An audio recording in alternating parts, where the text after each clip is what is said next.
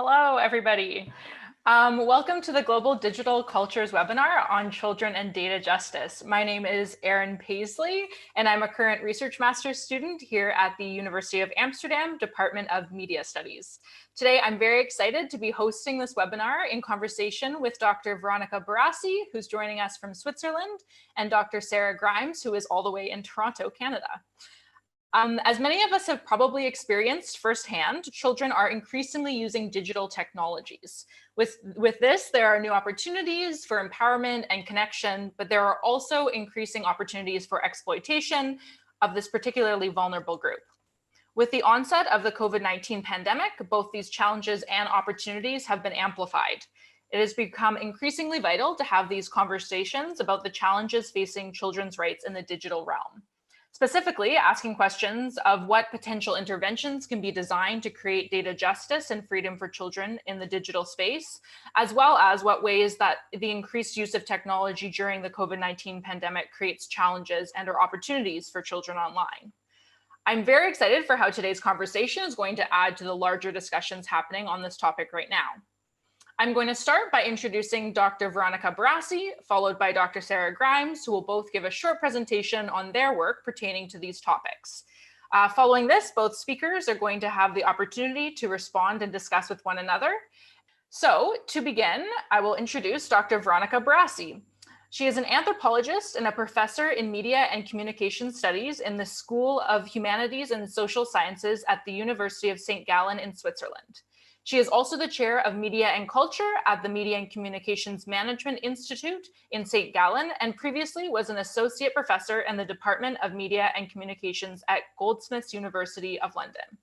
Her research focuses on the impact of data technologies and artificial intelligence on civic rights and democracy, with her most recent works focusing on children's rights.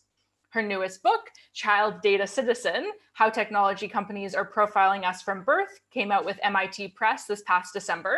This book is the culmination of a much larger international research project, the Data Child Citizen Project, that researched children's data traces in the context of broader processes of citizen surveillance. So please welcome Dr. Veronica Barassi. Thank you. First of all, I'm delighted to be here. I actually see some familiar faces. Hi, Lynn. It's a surprise to see you there. So yes, I'm actually looking forward to have a proper conversation, because I'm going a bit around talking about the book, and also I have like this kind of little introduction that I give that is always the same. And I'm going to give it to you, but I'm going to try to go fast so that we actually have time to really engage with questions and talk about the issue of data justice for children, which I think it's really at the core of all the debates that we are getting into, especially when we talk about the AI and AI futures. Okay, so just shortly, yes, that was my professional introduction. My personal introduction, it was the Child Data Citizen project was a very personal project. It came out in a very personal way, in the sense that I was in London, and I was writing my first book, which was more on digital activism and social media. And in my book, I was writing about data surveillance and how activists were dealing with data surveillance and the rise of surveillance capitalism and things like this.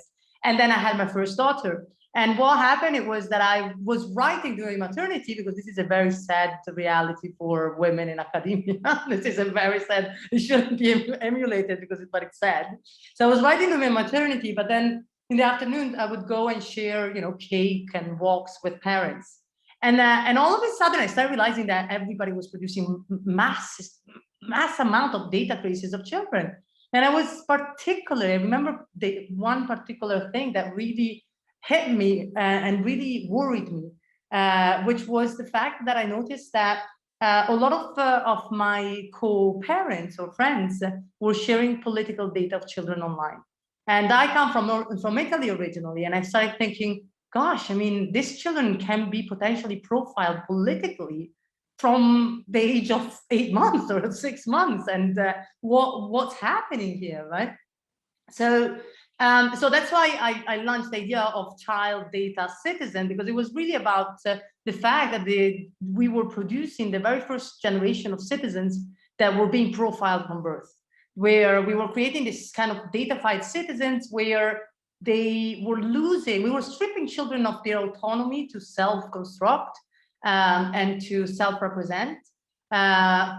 And this is not only because of the issue of sharing thing that everybody has been talking about, but really about the data environments, right? The data environments that we were raising these children in, the amount of data traces that were being collected about children. And so, and when this happened, I started my new project, and I started interviewing a lot of the parents and working a lot at UK level. And then my husband has been relocated to LA. So I had this weird life for 4 years in which I was trying to live in London because I had my tenure at Goldsmith, but then at the same time I was in LA trying to deal with my family issues. And but what I realized, it was also that I was exposed to two very different, albeit similar but different data environments. So I was dealing with data in schools in the UK, data or in nurseries in the UK, in preschools, data in preschools in the US, data at the doctor in the US, data at the doctor in the UK. So I started this, so that's how the book came about, really. And it was, and the research came about. It was this idea of kind of studying what was happening around me. I had a very large autoethnographic component. I was not only satisfied with the autoethnographic component, I wanted also a proper ethnography or proper ethnographic analysis. So I've been interviewing parents and working with parents, 50 parents. And then I was not even satisfied with that, because when you think about the datafication of children, it's a massive topic. And so I decided that I wanted to do also platform analysis of what actually was happening on the platforms. So what did companies say? How did they collect the data of children? And so the Child Data Citizen book is pretty much the result of this, because the first two parts of the book, the first two chapters are very ethnographic about the transformation of families. The last two chapters are very political. They're about the datafied citizens and data justice, so they're very theoretical. And in between, I think this was one of the main findings of the project. I kind of look at different types of children's data, which is social media data, health data, educational data, and what I define home life data. And there I actually say, you know, when we talk about data, we often talk about data, personal data as an umbrella term. But that's so wrong, because there's so many different and many complex forms of data that have different impacts. You know, like if there's the photo of my child eating an ice cream outside, that's okay, right? But if there is a political photo, that's a different thing. If there is health information, that's a different thing. So in each of the chapters, I explore the type of data and how the type of data is experienced in the family, but also how it's gathered and accumulated by different technology. And this is just to conclude, because I want to hear about Sara's new book. I'm just very excited about this. So to conclude, that my two real key findings of the Child Data Citizen was, first, this idea that personal data needed to be broken down, and we had to have a much more contextual understanding of data. And the second is that if you actually look at what's happening out there, we are having tech companies that have a data monopoly, and they have the data technologies to gather data from all the different dimensions of social life. So you have, for instance, you have Google that is gathering data, health data, it's gathering education data, it's gathering social media data, and it's gathering home data. And they have the technologies and the biometric technologies to bring all this data and create unique ID profiles of children across a lifetime. Okay, so this was the real big finding, I think. And also another big finding was also the implications of aggregated profiling and being profiled according to your household, and what those implications have for social mobility, for discrimination, and for the possibilities of children to really develop their sense of moral autonomy, right? So, but we can talk about that later, and this is our main presentation. Perfect. Thank you so much for that, Veronica. So to move on, I'm going to introduce Dr. Sara Grimes now. Dr. Grimes is an associate professor in the Faculty of Information, the iSchool at the University of Toronto, where her work focuses on children's digital media cultures, play studies, and critical theories of technology with a focus on games. She is also the director of the Knowledge Media Design Institute at the University of Toronto that functions as a cross-disciplinary institute researching the evolving relationship between information, technology, and society. Since November, she has begun hosting the new podcast series, the Critical Technology Podcast, that I was actually listening to earlier today, that explores and explains the social, cultural, and political implications of new technology developments. And later this year, her newest book that Veronica mentioned, The Digital Playgrounds, The Hidden Politics of Children's Online Play Spaces, Virtual Worlds, and Connected Games, will be released with the University of Toronto Press. So please welcome Dr. Sara Grimes. Thank you so much, Erin. Everyone can hear me? Yes. All right, so for most of my career, I've conducted research on children's digital play cultures and technologies. So with a focus on video games, as Erin mentioned, virtual worlds, as well as creative tools and practices that kids engage in. And all of this, my focus is always on outside of school, what kids are doing in their leisure time for fun and for friendship and social connection. To date, the bulk of my research has focused on Canada and the United States, two countries that are really deeply intertwined, but they're also worlds apart in these really important ways. Very fascinating comparison if you're in the middle of it, even though I know it can seem very similar when you're far away. My theoretical approach is a combination of children's studies, science and technology studies, and critical communication studies. So what that means is I'm really interested in the power relations that crop up within these spaces, as well as the different interests, ideals, and agendas that shape how children's digital play spaces are designed, as well as how they're used and how they're regulated or not regulated, how they're promoted and how they're discussed within the broader popular culture, and the different roles that industry, policymakers, parents, kids, and other relevant social groups have in these processes.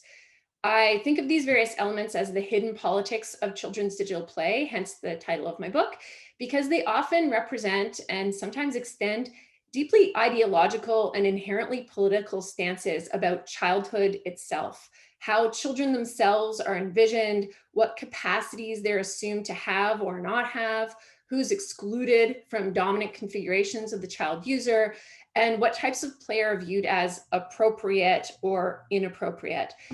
And because they often advance, either implicitly or overtly, a set of political positions about children's rights online by either supporting children's rights or infringing on them, or by suppressing them altogether, as is often the case with children's freedom of expression.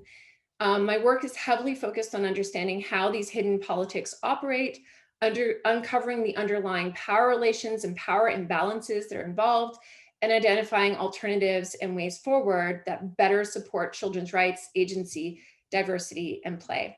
And I want to say right off the bat that for the most part, digital play is an incredibly beneficial, rewarding, and meaningful part of children's online experience. And it's a crucial part of any discussion of children's digital citizenship and rights in the digital environment. I argue in my work that play spaces, from video games to traditional playgrounds, have a unique capacity to function as the child's version of the public sphere by providing a child-centric forum for children to experience and exercise their agency, create shared cultures, as well as confront and negotiate the larger social order and politics of the communities and contexts that they live in. So play itself is recognized as a right of the child, but it's also deeply linked to a range of other rights. I have answers to the questions that Erin sent us. Erin, do you want me to get into that, or will you ask them and have Veronica and I address them separately? I can ask them in a little bit if you just want to leave that for now. Yeah. I'll just leave it there then. That's a good summary for me. Thank you. Perfect, thank you. And I guess before moving on quickly, I want to ask if either of you have any comments or direct questions for each other in your presentations so far. Okay, so I guess one of the very first questions that I want to move on to then is talking about this in the context of COVID. So pretty broadly, but what the COVID-19 pandemic means for increased use of these technologies, and anything that relates to increased use, increased creation online, and what that may tell us about the effect after the pandemic in a post-pandemic world. So either of you are more than welcome to comment and discuss that.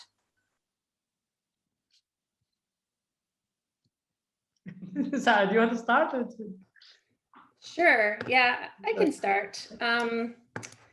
So I guess I want to start maybe by identifying some problematic trends that are found in the digital play environment. And these are trends that didn't just emerge with COVID times. These are trends that emerged like in the mid and late 1990s, first emerged at that point, and have just kind of continued unaddressed and kind of getting increasingly deeply intertwined and embedded in how the industry approaches designing spaces for children's play and games, and how a lot of different governments have approached regulating these spaces or not regulating the spaces. And I'm going to start there because I feel that the change that's happened over the past year isn't like this huge, like, you know, big, huge departure or disruption of the trends that existed before. It's really just a heightened awareness of the trends and a continued kind of proliferation of the relationships that they represent in children's lives across a much greater spectrum of children's, you know, life areas, like from school to home, and the time that they spend engaging those relationships. So these are like the four challenges or problems that I also outline in my book. And it comes from the nearly 2 decades worth of research and study that I've put into looking at these spaces and how children use them. And kind of these are the great conclusions that I've come up with. So the four are: there's this profound disconnect between children's privacy as it's articulated and addressed in mainstream digital platforms, and like children's own concept and needs for privacy and their needs for autonomous spaces that are determined by them, where they set the rules of play, negotiate peer relationships. The second is there's a lack of support for children's freedom of expression online, and it's frequently positioned as being in opposition to children's safety. And it's something that's not allowed space for in the interests of safety, which is defined often in quite problematic and limited ways. The third is unresolved questions about who owns or has a legitimate claim over children's digital content, data, and shared culture. And this is interestingly has really kind of risen to the forefront as every school in the West that was able to pivot to online started getting kids to just submit all of their creations and coursework in these digital formats, often with like absolutely no framework for making sure that copyright would be maintained and so on. And the fourth is the potential for exploitation, as Erin mentioned in her intro, that can emerge when mainstream commercial mechanisms and commercialization strategies are applied to games and other spaces designed and targeted to children. And I'd say games kind of like there's a heightened urgency here because they're often not taken seriously by adults and even by children in terms of like their larger political economic implications. And yet there's a lot going on in that space. So as I mentioned, I think the increased use of technologies in COVID has exacerbated these issues, which already existed. And you can see them kind of like, you can plot their history since the earliest days of the internet with like Neopets, you know, in the late 90s or early zeros, where these trends started. And it's just kind of like spread more and more. Unregulated in some contexts, such as Canada, it's regulated to different extents in different contexts, such as in the EU and in the UK. But you know, unaddressed on that larger public space and the public debates that we have about children's play, which is often focused on kind of like moral panic types of issues.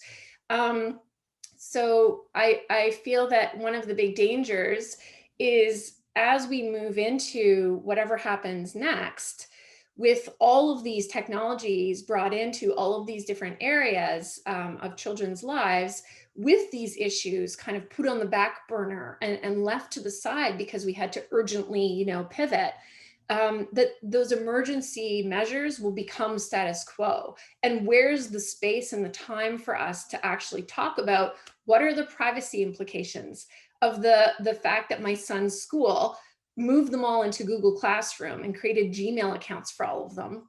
Like Google, one of the absolute worst companies for data security and infringement of privacy rights and manipulative uses of data. And there was no opt out of that. So what will happen next? What's going to go on? Are they going to review all of the strategies that they implemented in the past year? Or is it easy now to just continue on with the frameworks and all of the massive amounts of work, obviously, that went into bringing those things in when there was this urgent emergency need to just come up with a immediate solution? So I'll leave it at that and pass it over to Veronica.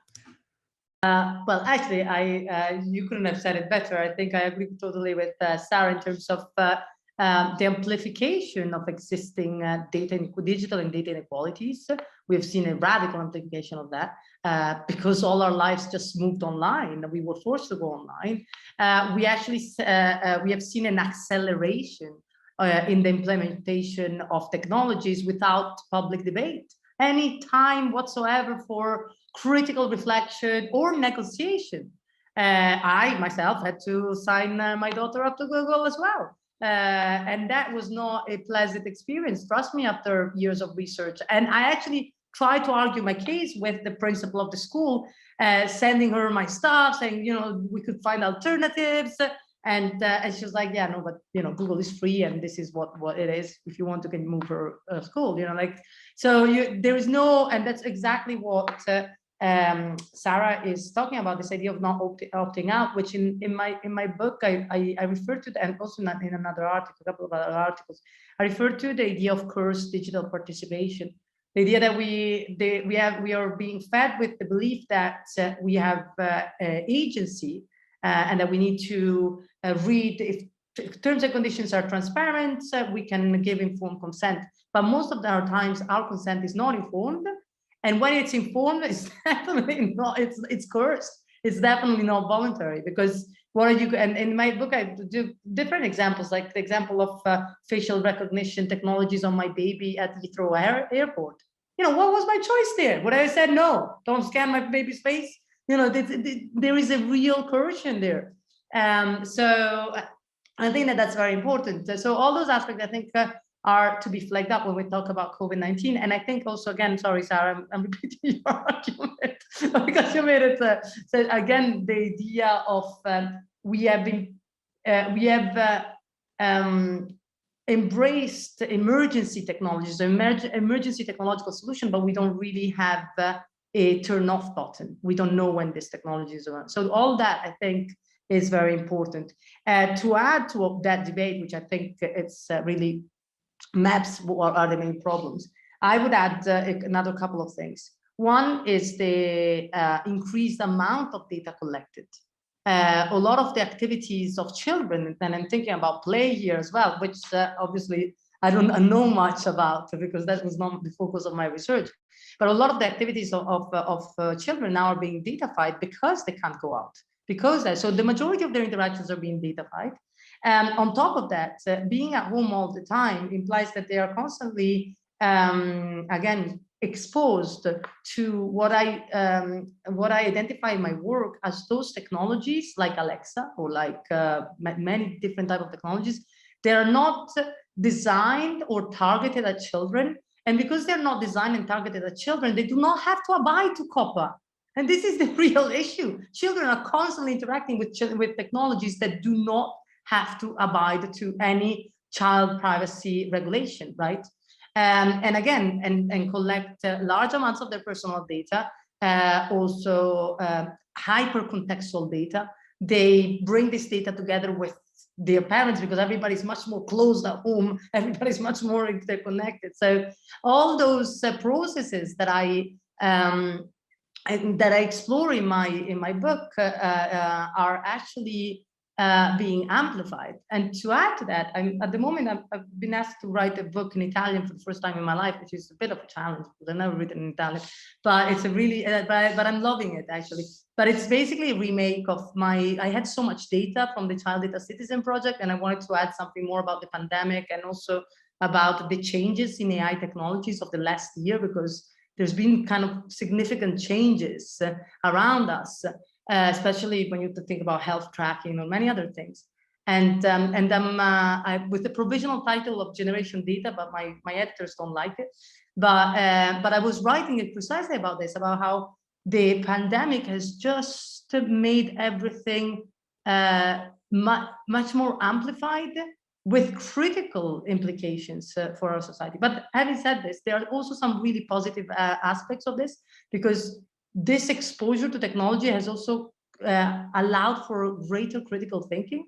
And a good news is, for instance, that the Italian government, I think it was like 1 month ago, they took off the list of suggested online platform for teaching Google, saying that actually it goes against privacy and the privacy regulations. And so these steps are very important. But then we have other steps, which are actually the monopoly of big tech giants. Moves like Google saying we're not tracking you, or we are about privacy. We have a craziness going on out there at the moment. And in this craziness, what we also have is this amounts of data that are just being given away, and that is gonna be much linked to our freedom to move, our freedom to access things, because with COVID we also have that. So I think all these things are coming together in a very problematic environment, I think. Thank you. Yes, I think one thing that's really interesting that both of you brought up was that the idea that it's amplifying these existing issues, and also that it sounds like it's amplifying the diverse role of different types of actors. I know you talked about even the principal of your child's school and the role that they have in deciding about these technologies. Obviously, the parents' role, not just limited to these big technology companies, but that everybody has these different types of roles and things that they can do. And I wonder if both of you could maybe expand a bit more on the different potential interventions that can be designed to create data justice and freedom for children in this digital space, and also not just limited to policies and things like that, obviously, but also from the educator and the parents' perspective, what interventions we can do today to address these things. All right. So yeah, it's interesting. I mean, I was part of a large global initiative led by Sonia Livingston in the past couple of years, that's sort of culminating this month in the release of a new general comment on children's rights in the digital environment for the UN. And I did the children's consultation in Canada. It was just like I was a happy collaborator on their amazing project. But one of the things that came out of that study, the children's consultation, was like the children themselves really want businesses to do better, to respect and protect and remedy their rights. And they had, you know, all of this oscillating like love of so many different technologies and opportunities that technologies bring, and then like a profound mistrust of companies and what companies were doing with their data, and their aspirations, like in terms of how things could get better, really focused on businesses. So I want to start there. But I also don't think that businesses like the internet companies can really shoulder this burden on their own. They've been left to their own devices for a while, and they haven't like done superbly with that. So even if they're mandated and, you know, they negotiate to take on a larger role, they should do that. But I don't think they can do it alone. I think that governments do need to work with them and to help. That said, I don't think that those should be the only parties at the table.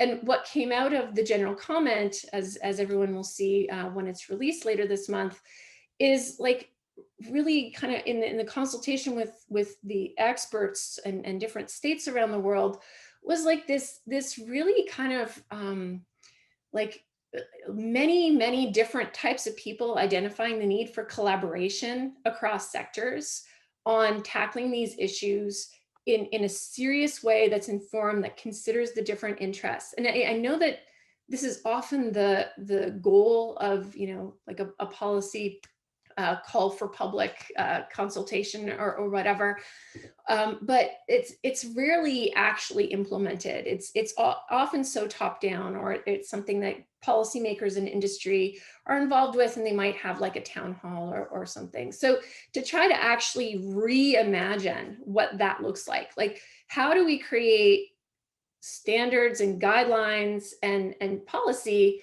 that's like where children themselves are involved, where teachers and educators are actually involved, where parents and advocates and other stakeholders are involved. So one example that I would point to is again led by Sonia Livingston. I'm a total Sonia Livingston fangirl. Her work is amazing, but the Digital Futures Commission that she's leading with the Five Rights Foundation out of the UK is really trying to do this. And it's really going to be interesting to see how that all comes about and what they end up doing. So like to bring together like the innovators, the people who are designing the technologies with the policymakers and the academics and children and educators and play workers and just all of these different people that are considered important because they are extremely important. They're on the ground of these issues. So that's what I think we need to do. Like we need to rethink our whole approach when it comes to how we go about ensuring that kids' rights are supported in these spaces, and we need to provide way more support to industry. And that's what it is. It might be seen as an antagonistic attack. It's not at all. They need support and they need help to help them figure out how to do this properly. That's what I think. Thank you for that.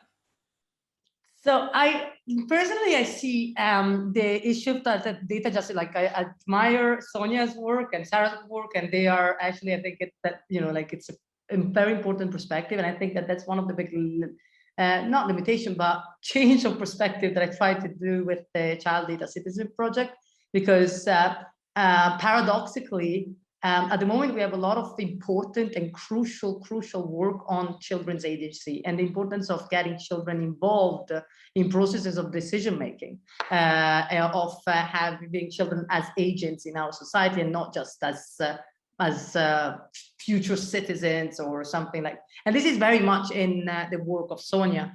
And I think and I admire and I find that work extraordinarily fascinating. My work was completely different in the sense, and I say this also in my introduction, that paradoxically I do exactly what current research is showing that we shouldn't be doing, which is stripping children of their agency. I didn't talk to children. I didn't work with children, and I did that out of a clear research question in mind, because I wanted to show how, in a context of Western society where children have always been stripped from their agency, how the development of data technologies and AI solutions is further intensifying these processes of datafication and stripping children of their moral autonomy and choice, right? So I admire massively what the work in the UK has been done, and I admire massively those who herald a plan for data justice that includes children. And I think that perspective is crucial in this debate. My perspective is a little bit comes from a different idea, which is first of all, we have to understand what data justice is for children. What does it mean? What does it mean that we talk about data justice for children, right? So one of the key issues that I discuss with reference with data justice is the question of household profiling. Now, the majority of big tech are really jumping into new patents and new technologies to profile households.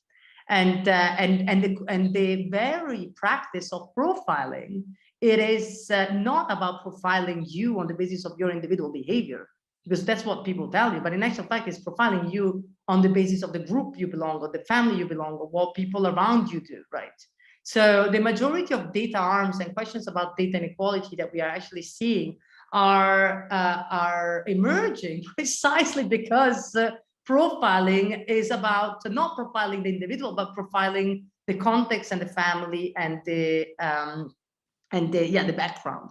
Now, obviously, historically, there's nothing new under the sun. There's really nothing new under the sun. We've always been profiled on the basis of our accents, on the basis of our families, on the basis of our ethnicity, the basis of our religion, and the more, and a lot of other aspects. So we've both been profiling for the groups that we came from and from the groups that we belonged. So there's nothing new in that. But what is new is the fact that this profiling operates a lot behind the shadows. It is often depicted as if it's an objective analysis of what you need. Think about the use of technologies for personalized education. They gather a lot of data about the ethnicity, about the class, to target children with specific personalized content.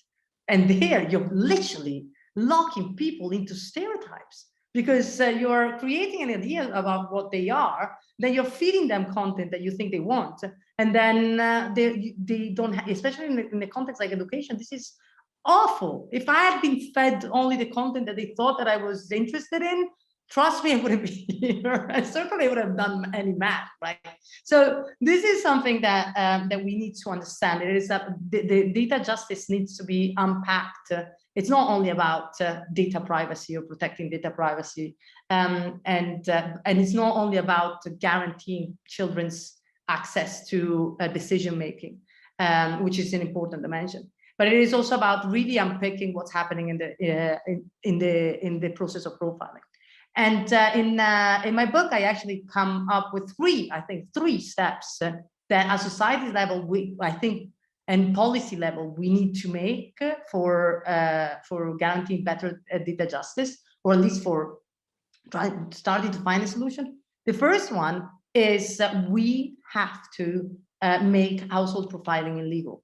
I strongly believe that all data that is being collected of my children from my Facebook account shouldn't be Facebook data. I gave the consent, they didn't give the consent. They're gathering data out of an account and out of a technology that doesn't follow COPPA, doesn't follow any of the children provision. This is a very simple step. It's not a massive request, right? It's just saying, if Alexa is gathering children's data, that data is automatically deleted. It's not used to profile. It's not used to understand a little bit more about the family.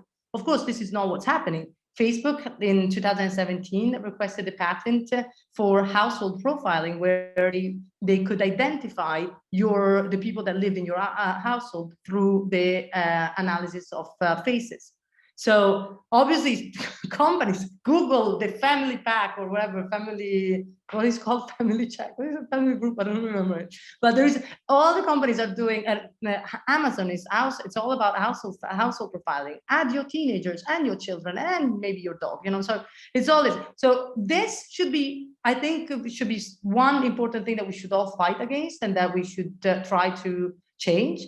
The second important thing is really to push forward that idea that most of the participation and digital participation within families is not voluntary. So that data regulations and policymakers have to be aware that just focusing on individual choice and transparency is not going to be good enough.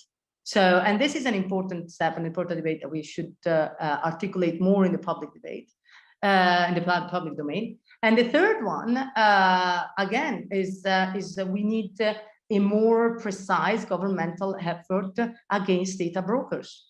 Data broking of children's data should be illegal. It's not, again, but in my perspective, it's not that it's not that difficult. You don't broke children's data. You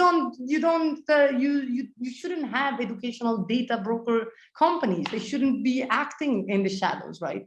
So, and I think that until we start with these solutions that are really governmental and political solutions, I don't see the issue of data justice for children really being addressed. So. Perfect. Thank you. Thank you both for sharing all of those exciting, also challenging opportunities to address these issues. So I'm going to actually transition to a question from Monica that was put in the comments now, who asks, I was wondering if you could reflect on how the data and rights issues discussed have played from locations around the world. Do you see that in some locations, there is more chance for demanding platforms or governments to take action with these issues? Or have you encountered any elements relevant from non-Western contexts?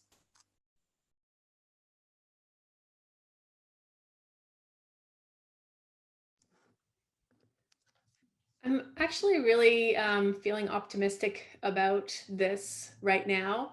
As Veronica pointed out, there's like this really heightened awareness among like the people, not just the academics, but the people, of like the problems of technology. You know, Zoom cameras being left on and teachers seeing into your house, and like there was such a confrontation of these like small, like tense events. Then with the general comment coming out, and I hope it's a big deal, like we all think it's a huge deal, and I hope it is. And it's an opportunity to make it a big deal and put it back on the agenda and to make those connections explicit, you know, like until now, no position had been taken about how children's rights apply in this context. Now there's a position taken with like really clear directives to governments around the world on like what they need to be doing, and to companies as well. So there's this moment, I think, that like we can take advantage of right now because it's still fresh in people's minds.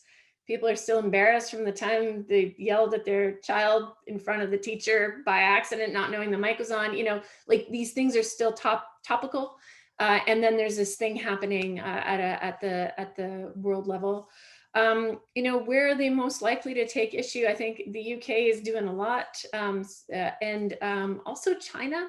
I have a project that I'm just starting up this summer looking at game regulation and how that's addressed in different countries. And China has a number of really interesting examples, you know, ones to avoid and ones to maybe look into, of course. But I feel like we might be on the cusp of a moment where different people in different countries can push for action. But I'm feeling that way. I have to feel that way after working on this project for so long. Veronica, how do you feel? Well, going to the question of context, I feel that there is most of the debates are context sensitive and context, and mind you, like at the moment, I'm really interested in finding out what's happening here in Switzerland, because I moved to Switzerland on the 4th of March last year, so right in the middle of the pandemic, and it's very interesting because like I'm following one. For instance, one discovery that here there's no real child data protection, but because the Swiss believe, as far as I understand that, I'm not because I don't have any research on this, but they seem to believe that children are like normal citizens, and so they don't need to be specially protected. And if you look at Swiss society in this framework, it's incredible. Like here you have a real cultural clash. Like you see 4-year-olds going to school on their own, and they're just like, you know, stopping and looking at you and then going through. And so there is a real sense of autonomy of the child and recognition of autonomy of the child, which I haven't found in any other culture I have lived.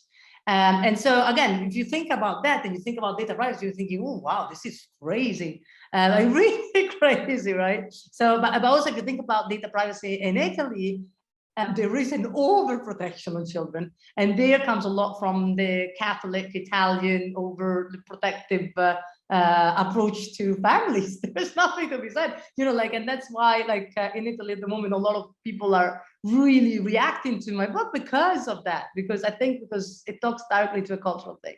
Unfortunately, I do not have first-hand experience of contexts that are non-Western.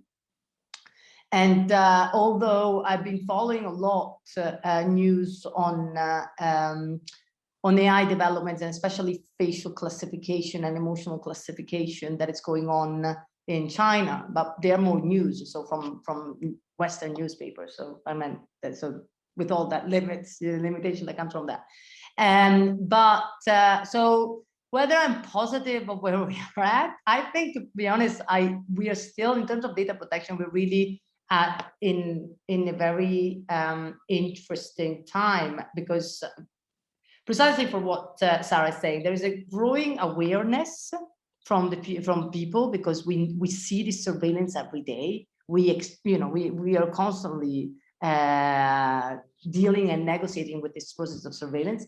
At the same time, what I'm witnessing is a real step up in an aggressive way by tech companies and governments and political exchanges. So, for instance, the deal between Palantir and the NHS, guys, that's massive. That's why you're talking about